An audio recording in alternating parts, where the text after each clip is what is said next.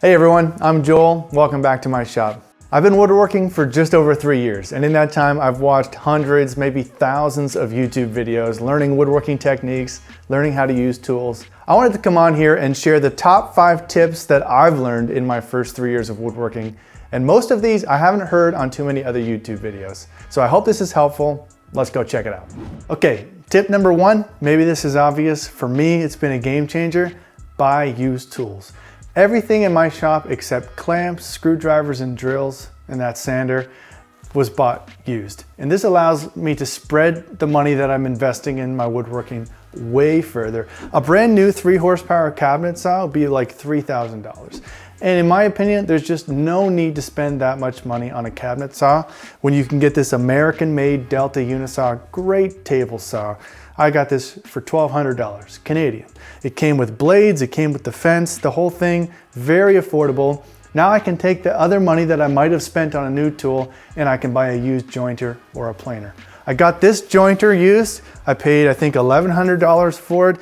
A new jointer, 8-inch jointer, you're looking at least a couple thousand, $2,500. And one of the ways that I've been able to get all these tools in my shop, I haven't put that much money into my shop really, is by working my way up with used tools. My first jointer was a 6-inch. I sold it for more than I paid for it, and that helped me buy this bigger one. So if you can find used tools at good prices, learn the price points, buy low, sell high, you can work your way up to nicer tools like I've done.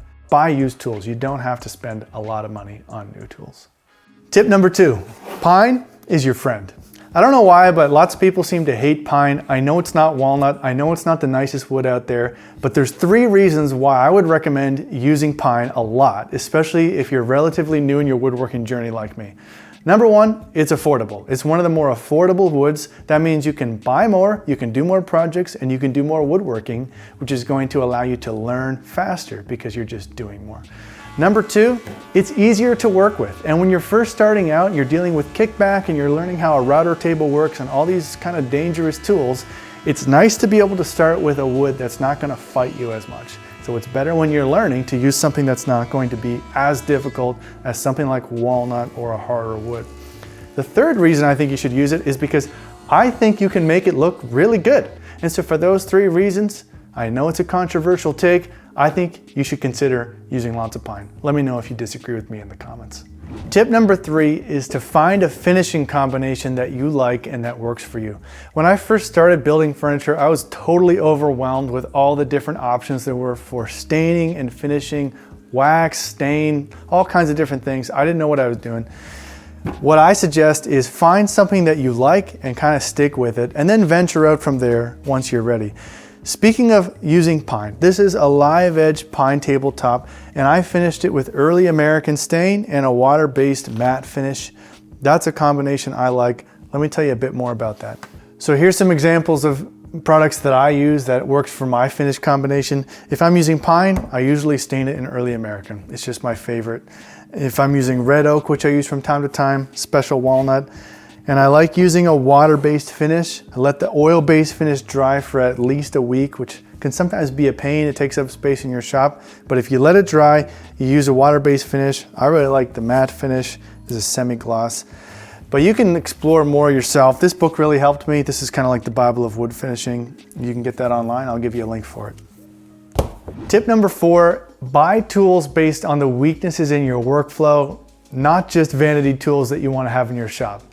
This is an example of a vanity tool that I just like to have in my shop. It really has very little to do with my workflow. And by that I mean the steps I need to take to build furniture.